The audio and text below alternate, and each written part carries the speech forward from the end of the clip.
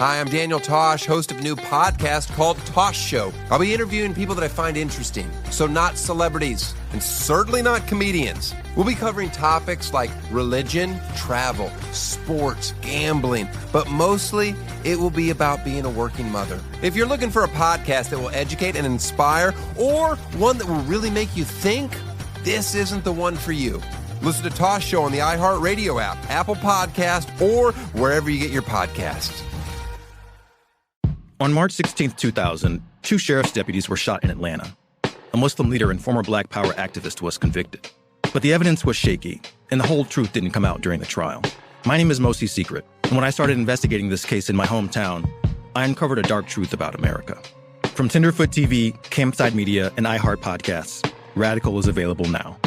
Listen to the new podcast, Radical, for free on the iHeartRadio app, Apple Podcasts, or wherever you get your podcasts. I'm Mary Kay McBrayer, host of the podcast, The Greatest True Crime Stories Ever Told, where I dig into crimes where a woman is not just a victim. She might be the detective, the lawyer, the witness, the coroner, the criminal, or some combination of those roles. These are the stories we need to know to understand the intersection of society, justice, and the fascinating workings of the human psyche.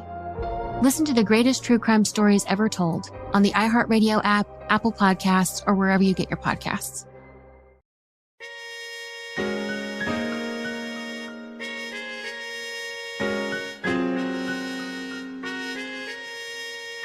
It's November 29th, 1963, 7 days after the assassination of President Kennedy. The White House is in chaos. Lyndon Johnson is now president, having been sworn in on Air Force One while it was still on the ground at Dallas Love Field. That moment's become memorialized in an iconic photo that shows Jackie Kennedy standing at his side with the blood of her dead husband splattered on her pink suit. A week into his job, President Johnson is sitting behind the desk in the Oval Office. He's fielding calls from world leaders who want to know what's going on. He's holding the hands of politicians, assuring everyone that it will not throw off the global balance of power, that World War III is not imminent. The country needs to know that they're in safe hands. They need answers. The man suspected of murdering the president has just been murdered, too. On live TV by a two-bit nightclub owner named Jack Ruby. Everyone wants to know, who is responsible for all this? President Johnson is concerned about the attention that a public investigation would bring. He gets a call from the head of the FBI, J. Edgar Hoover, who will be leading the initial investigation. Hoover wants to keep it contained. It'd be very, very bad to have a rash. Hoover's saying that it would be bad to have a rash of investigations. But that's exactly what started to happen. There were rumblings in the House and Senate about forming committees to expand on the FBI's investigation. Johnson wants to shut it down. Tell the House and Senate not to go ahead with the investigation, yes, because we get up there and get a bunch of television going, and I thought it'd be bad. It'd be a three-ring circus. So, Rob, what's at stake here? Well, if it's discovered that Kennedy's assassination was somehow connected to the Soviets or the Cubans, it could trigger a nuclear holocaust. Another reason they want to keep a tight lid on the investigation is because they're afraid that a broad investigation would expose the CIA and the FBI. In another attempt to limit the investigation, this document I'm holding is considered by many to be a smoking gun. I'm going to let Dick Russell explain. This memo was hidden from the public for a decade after the assassination. It's referred to as the Katzenbach memo. Nicholas Katzenbach was the Deputy Attorney General. He wrote the memo to Hoover just a few days after the murder. So here's what the document says. Quote, "The public must be satisfied that Oswald was the assassin, that he did not have Confederates who are still at large, and that the evidence was such that he would have been convicted at trial. Speculation about Oswald's motivation ought to be cut off." It says that the goal of the investigation is to convince people of a specific predetermined result. 2 days after the assassination. These are marching orders from the official investigation into the assassination of President Kennedy. If Oswald had been allowed to stand trial, his lawyers would have had a field day with a statement like that. This was not an investigation. It was a fait accompli.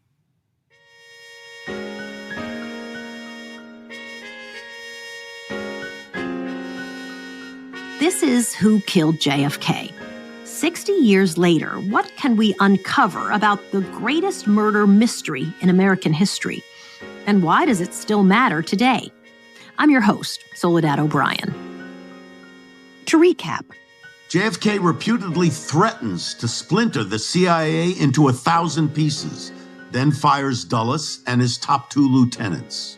He completely goes around the military-industrial complex to avoid World War III during the Cuban Missile Crisis, and then he starts a back channel with Khrushchev and Fidel Castro. Then, at American University, he publicly proclaims that he wants to forge a new path towards peaceful coexistence. He's alienating a lot of incredibly powerful and determined people. And then he's murdered. And then he's murdered. We're deep into the murder mystery. And now, Rob has just handed me this letter where J. Edgar Hoover, the head of the FBI, is basically advising that they make sure to pin it all on Oswald.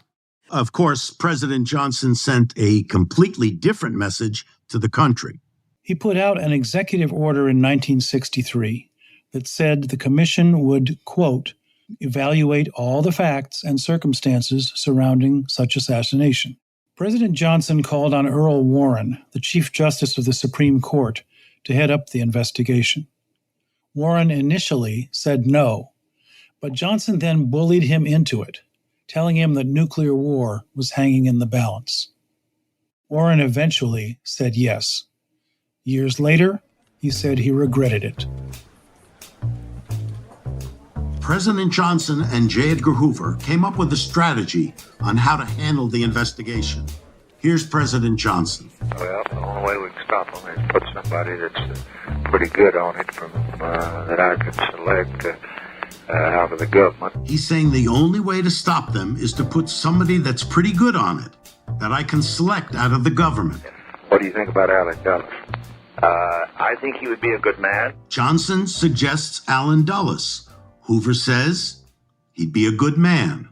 They figure they can make it work for them if they appoint someone they can trust. He suggested Allen Dulles, the man Kennedy fired after the Bay of Pigs. He's known as the godfather of the CIA.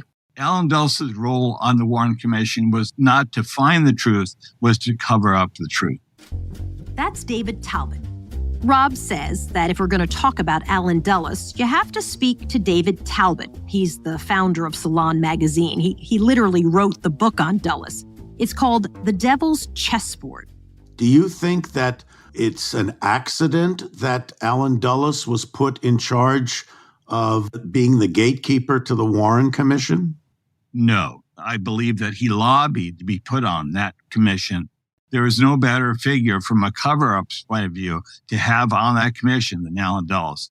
He leaked stuff to the press, to the CIA. He essentially led them down the primrose path, said that Lee Harvey Oswald acted alone. So after the Bay of Pigs, Kennedy fires him. Why is he on the commission? That's what's surprising. There was no discussion in the media. There was no controversy around his appointment. The media heralded Allen Dulles as a very respected figure above politics. Nothing could be further from the truth.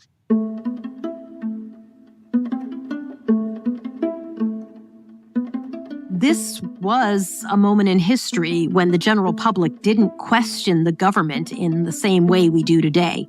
In 1964, 77% of Americans said they trusted the government to, quote, do the right thing. In 2023, that number's 16%. American exceptionalism was in full force, and the media was not intent on bringing that down. And you can't help but wonder what they could have uncovered if they'd just been looking. So the Warren Commission publishes its report in 1964. And they do essentially what they set out to do. They pin it all on Oswald. Case closed. There were a few journalists who started poking around at the Warren report just because they thought it was odd. But some came into it accidentally, like Gaten Fonzie. There's quite a bit about Fonzie in the archives, thanks in part to his wife Marie, who continues to tell his story today. In the 1960s, Gaten Fonzie was an investigative journalist for Philadelphia Magazine. Fonzie, like most Americans, was shocked and saddened by the loss of Kennedy. But it wasn't something that was on his radar as a journalist. A year after the report was published, Arlen Specter, who had made a name for himself as a member of the Warren Commission, returned to Philadelphia. He ran for district attorney, and he won. And Fonzie thought it would be a good piece to be written on Specter returning home after his time on the Warren Commission. Arlen Specter is largely known for creating something called the single bullet theory. Yeah, I know all about the single bullet theory. Right, and we will dig into the science and the forensics of that later on. But for now, all you need to know is that the single bullet theory is the backbone of the Warren Commission report. Without the single bullet theory, you cannot pin the crime on Oswald alone. Now, just to give you an idea of what this is, the commission made a contention that only 3 shots were fired. The first one missed. That left 2 shots hitting President Kennedy. The third shot was the fatal shot to his head. The second shot, that was the single bullet. And because Governor Connolly, who was sitting in front of Kennedy, was also shot, that single bullet had to travel through Kennedy's neck, then hit Connolly in the back, go through to his wrist, and wind up in his thigh. So Gaten Fonzie is preparing for his interview. He comes across Specter's single bullet theory. He starts looking into it, and as you can imagine, he finds several discrepancies. And then he confronts Specter in a series of interviews. The interviews are hard to follow without getting too deep into the weeds of the single bullet theory. But just know this. When Fonzie presses Specter about whether he factored eyewitness accounts into the construction of his theory, Specter responded by saying, quote, "That's a good question. You're the first person to ask me that question, and I have to think about it for a minute." Fonzie publishes his article in Greater Philadelphia Magazine on August 1st, 1966. He wrote, quote, "Arlen Specter knows it is difficult to believe some of the fundamental conclusions of the Warren Commission report." Well, it came out years later that Specter, the man responsible for investigating the source and path of the bullets, did not directly speak to the Secret Service agents riding in the car behind Kennedy, who had a clear view of the shots.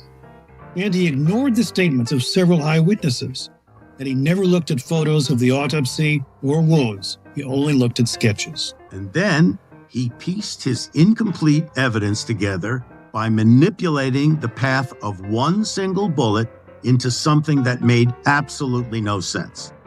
The things he ignored or twisted to make his theory work is legendary. But it wasn't just Specter.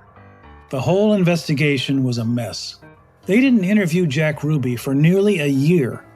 Ruby even said that he would tell them everything if they moved him from Dallas to Washington, D.C., and they declined. They also didn't interview JFK's personal doctor, who was with Kennedy within minutes of him arriving at Parkland Hospital. And then, when a witness approached with new information, 2 months before they were supposed to publish, General Counsel J. Lee Rankin said, quote, "At this stage, we are supposed to be closing doors, not opening them." A Secret Service agent even offered a lead, and then that agent was thrown in jail. Investigators uncovered that Dulles had this habit of briefing the members of the Warren Commission on what questions to ask the CIA witnesses. And he would brief the CIA witnesses and tell them what questions were coming and what to say. John McCone, who was director of the CIA at the time, even admitted that he lied to protect the agency during the Warren Commission's investigation.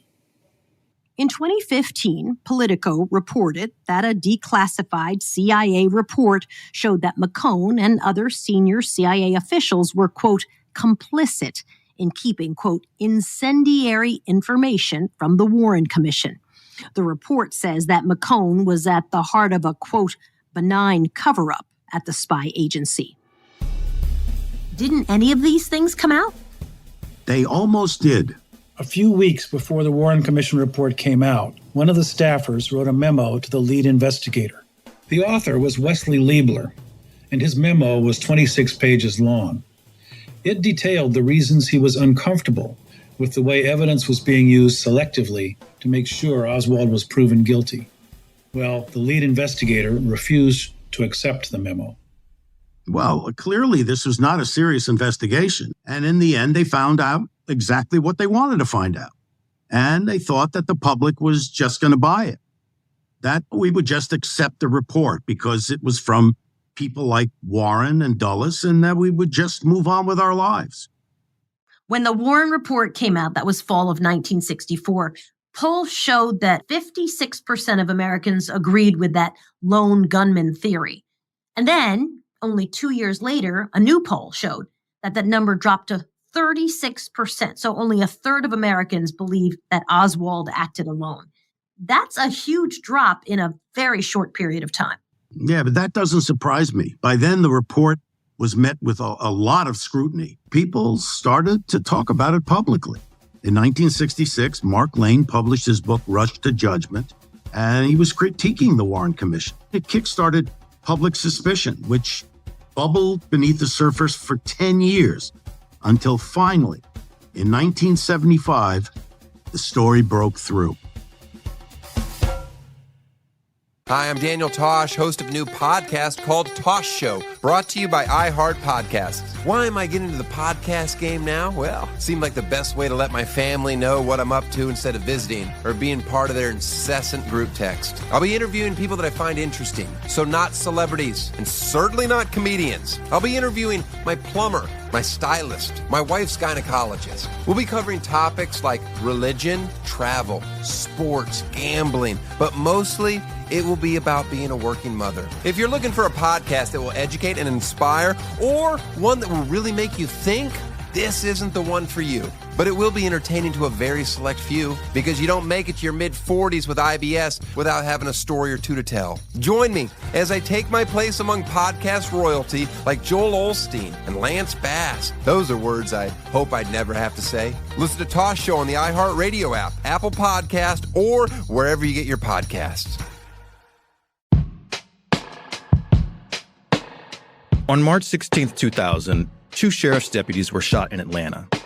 Jamil Al-Amin, a Muslim leader and former Black Power activist, was convicted.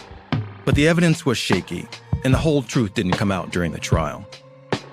My name is Mosi Secret, and when I started investigating this case in my hometown, I uncovered a dark truth about America. He said to me, "You want me to take care of them, for not doing something, or paying you or something like that?" I said, "No, what you talking about?" But I had no idea who he had become. That's how he approached you? You know what he meant when he said that? Yeah. I'm thinking murder in a minute, I think that's what he was thinking too. Yeah. From Tenderfoot TV, Campside Media, and iHeart Podcasts, Radical is available now. Listen to the new podcast, Radical, for free on the iHeartRadio app, Apple Podcasts, or wherever you get your podcasts.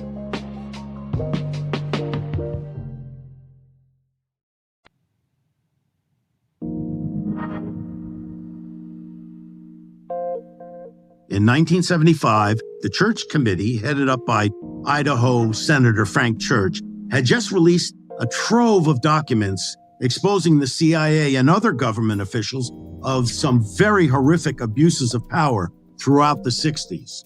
The Church Committee hearings of 1975 revealed that there were at least 3 foreign assassination operations mounted by CIA officials in the 1960s against the leaders of Cuba, the Dominican Republic, and the Congo.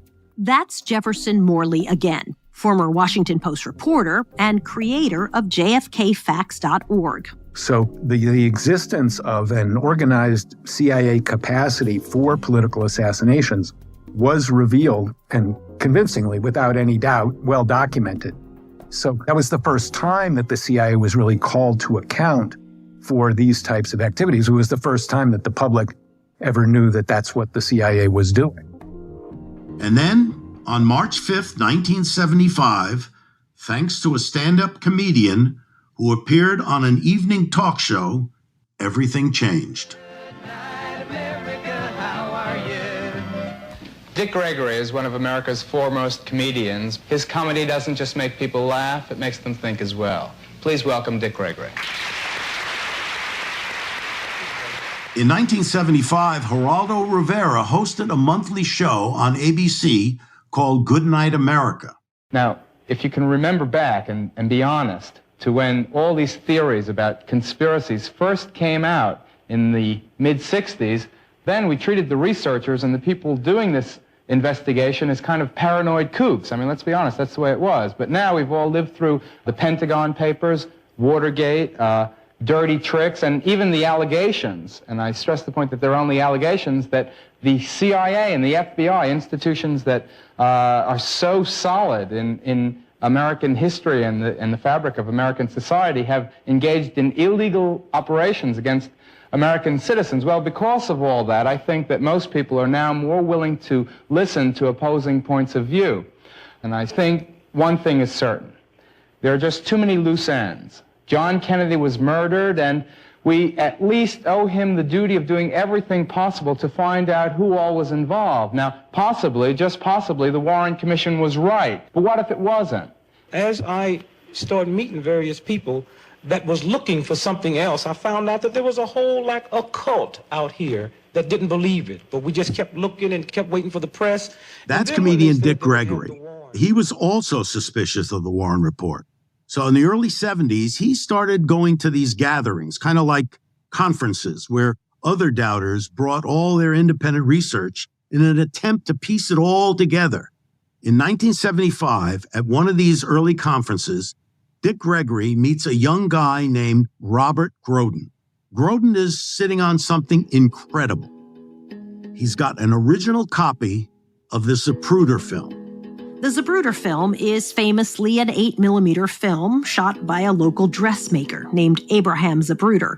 He just happened to be set up at Dealey Plaza with his camera and captured the whole thing on film. In the film, you see everything that happens, from when the motorcade turns onto Elm Street to the president getting shot, and then the car speeding away down the underpass. There were a few other people filming that day, but nobody captured it quite as clearly as Zapruder. The Secret Service promised Zapruder that the film would only be used for an official investigation. It was quickly taken to a Kodak film processing facility in Dallas, where it was developed, and 3 copies were made.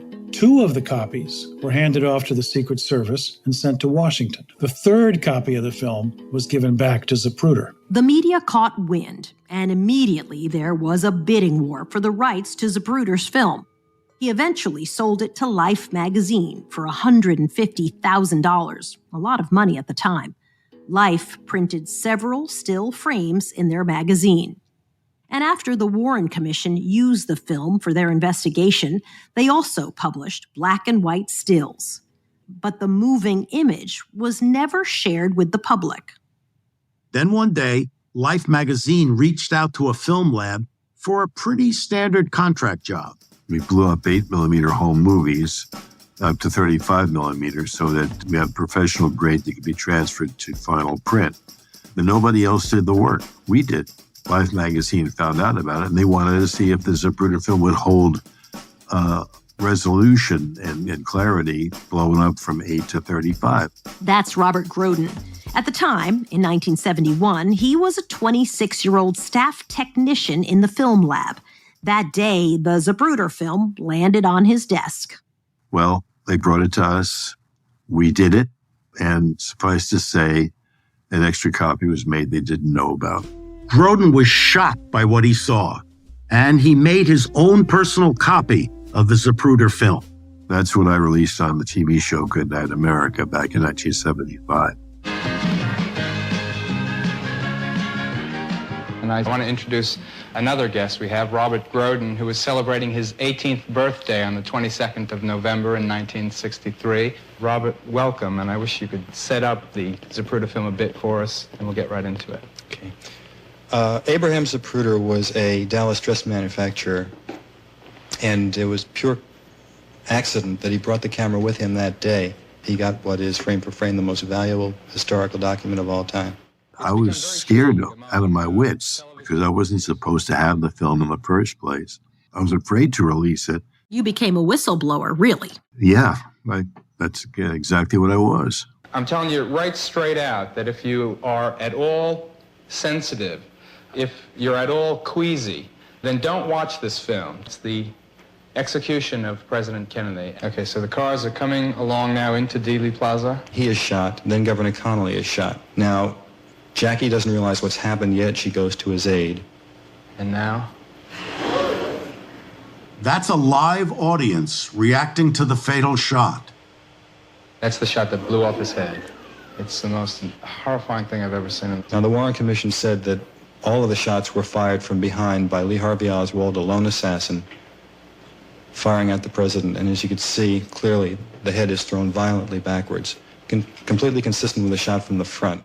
The president's head goes back and to the left. There is no way that could happen if he was shot from behind. And this is the very first time the American public is seeing this footage. Correct. And then Dick Gregory closes the show with an incredible call to action. I'm outraged over the fact that the American press should be doing what we are doing today. I would like to see the American press, even the press that say everything we have is not true, to come out and do the research and let the American people know, was it a trick? Was it a conspiracy? And let's open up the Warren report. Let's talk about a new investigation. If we don't, I think this country's going to be in a lot of trouble. Right. And amazingly, that's exactly what happened.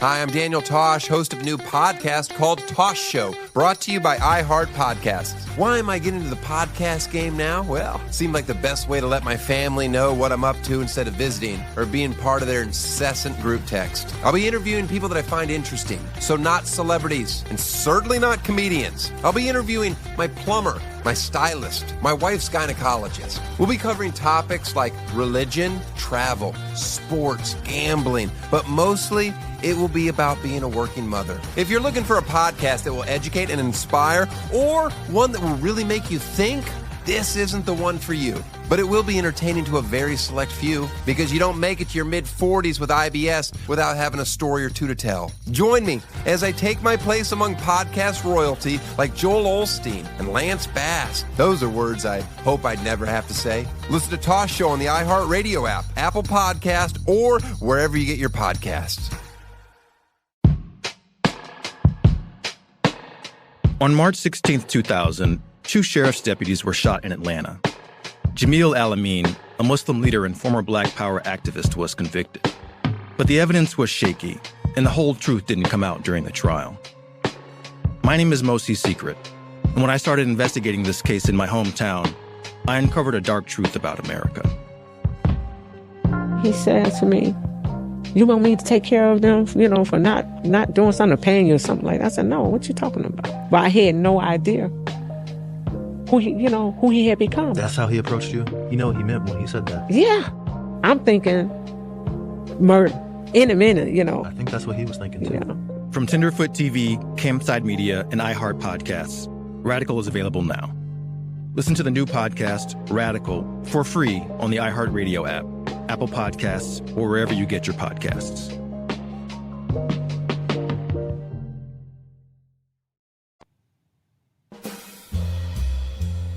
In 1976, after the Zapruder film aired on Good Night America, a new congressional committee, the House Select Committee on Assassinations, officially reopened the case. Gaten Fonzie was appointed to the committee. You'll remember him as the journalist who questioned Specter on the single bullet theory. The commission also appointed Robert Groden to the investigation team.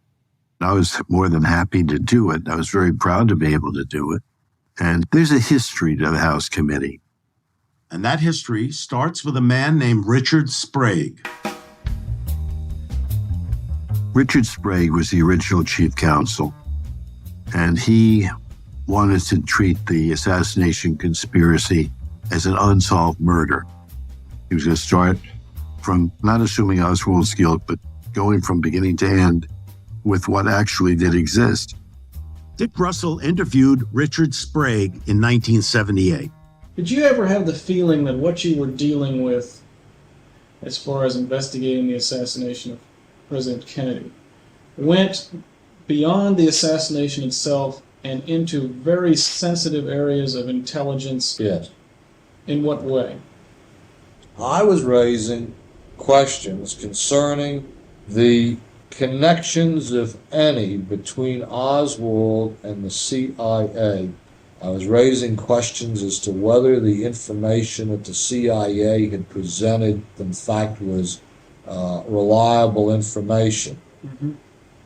Making it clear at this same time that I would not sign any of the agreements with the CIA, FBI, Justice Department that other committees had signed.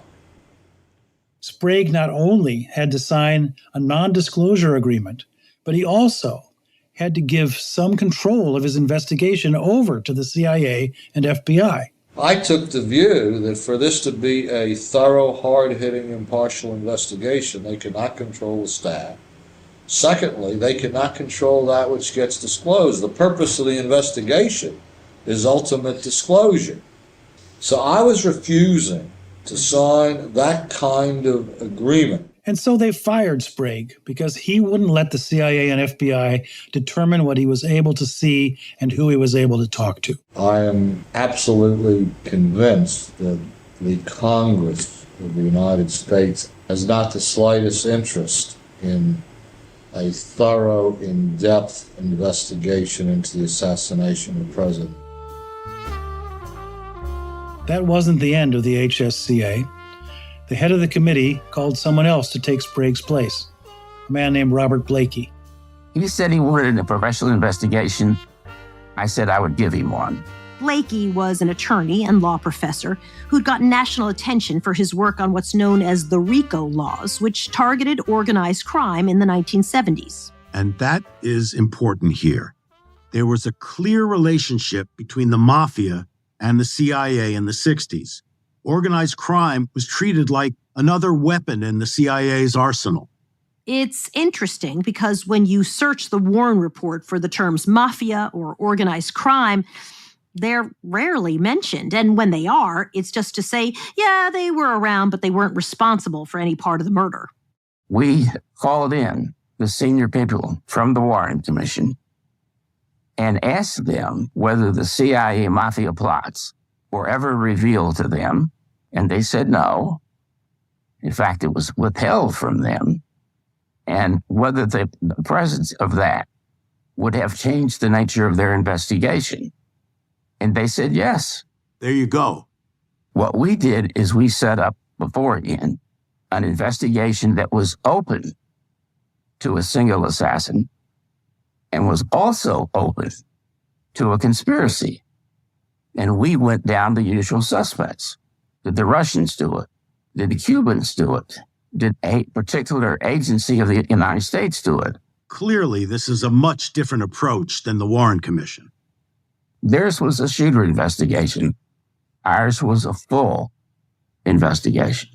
We entered into formal agreements as to how we would have access to the most secret materials, including the super secrets from both the FBI and the CIA. I dealt with the director of the FBI and the admiral that was running the CIA. And we got a statement from them both saying, you are being interviewed by a legitimate congressional committee. You're not authorized to lie to these people to save sensitive sources and methods. In other words, give it up. They were given a directive that said, you're not allowed to lie to protect classified information. You must tell the truth. And that directive was written out in a document. When we interviewed FBI or CIA people, we showed them these documents. Do you think they lived up to that agreement? I did until the Joannides scandal broke. I uncovered this story in 2001. That's Jefferson Morley again, creator of JFKFacts.org.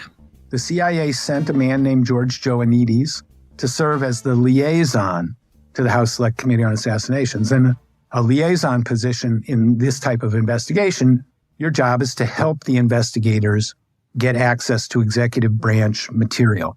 Joannides had supervision over the relationship between the CIA and the group. Guess what the CIA failed to tell Blakey about Joannides? That he was a supervisor of the relationship between the agency and a particular group of Cubans.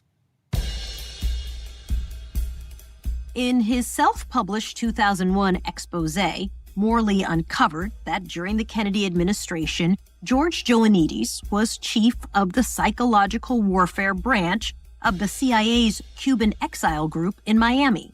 The anti-Castro exiles were plotting covert ways to remove Castro from power. What's important to understand here is that Joannides was supporting and financing this group. And now this guy is the CIA liaison to the House Committee? Even when he was asked direct questions by the HSCA counsel, Bob Blakey, and by the HSCA investigators, they asked him who was in charge of this Cuban Student Directorate in 1963. And Joannides said he didn't know. Okay? He, in fact, was the answer to their question. They were looking at the answer to their question in the face. Morley published his expose about Joannides in 2001. And when Blakey read it, he was shocked. If I had known that he was a supervisor of the relationship between the agency and a particular group of Cubans, I would have put him in the hearings, and I would have had him under oath, and I would not have hired him as a facilitator. I would have subpoenaed him as a witness. Blakey and the rest of the HSCA published their report in January of 1979, completely oblivious at that time to how Joannides obstructed the investigation. So this is where they put out their vague statement that deemed that President Kennedy was killed as a result of a, quote, conspiracy. They disagreed with the Warren report, which 15 years earlier said Oswald acted alone. Here's exactly what they say. Quote, President John F. Kennedy was probably assassinated as a result of a conspiracy. The committee is unable to identify the other gunman or the extent of the conspiracy. They also said that the FBI and the CIA were definitely not involved. So they made some progress. They followed leads the Warren Commission didn't, but Joannides was basically a goalie protecting the CIA. Were you mad? Furious. He was the perfect person to derail the committee. And when you drill down on his backstory, you're going to find a big clue in this case. Dick, can you explain? As we mentioned, Joannides was the head of the CIA program that supported a group of anti-Castro Cuban exiles. Well, there were a couple of officers who managed that group, and it turns out, in the months leading up to the assassination, those CIA officers, the same ones, established contact with an ex-Marine in New Orleans, a guy who didn't know it yet, but his days would be numbered. The contact they made? You guessed it, Lee Harvey Oswald.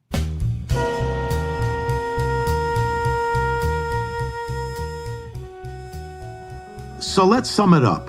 A CIA group led by George Joannides establishes contact with Oswald weeks before the president's murder. Then, the head of that group goes on to block the House Select Committee on Assassinations, the very group that was tasked with revisiting the Warren report, which pinned it all on Oswald. Okay, so I am fully open to hear what you think happened on that day. Where does this investigation start? At the scene of the crime. The bullets, the wounds, the forensic evidence will show a clear path towards conspiracy.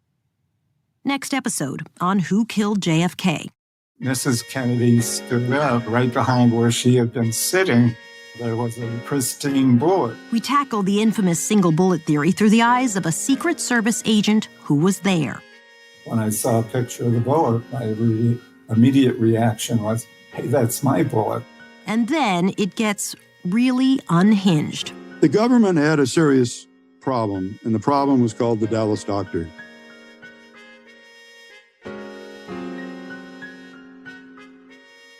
Who Killed JFK is hosted by Rob Reiner and me, Soledad O'Brien.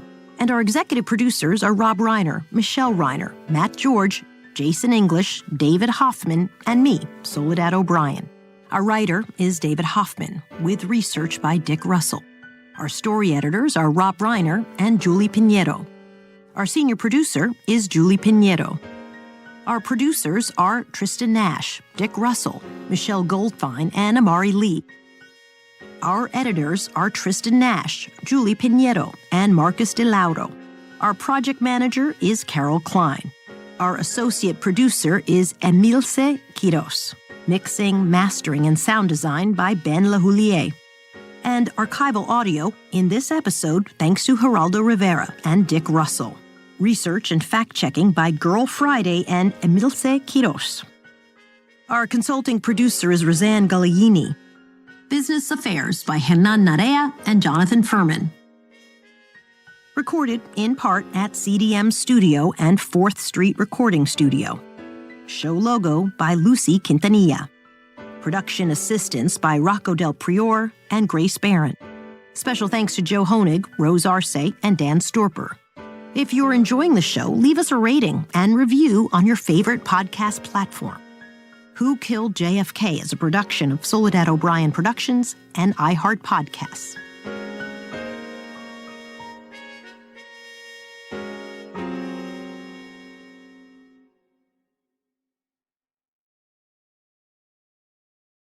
Hi, I'm Daniel Tosh, host of a new podcast called Tosh Show. I'll be interviewing people that I find interesting, so not celebrities, and certainly not comedians. We'll be covering topics like religion, travel, sports, gambling, but mostly it will be about being a working mother. If you're looking for a podcast that will educate and inspire, or one that will really make you think, this isn't the one for you.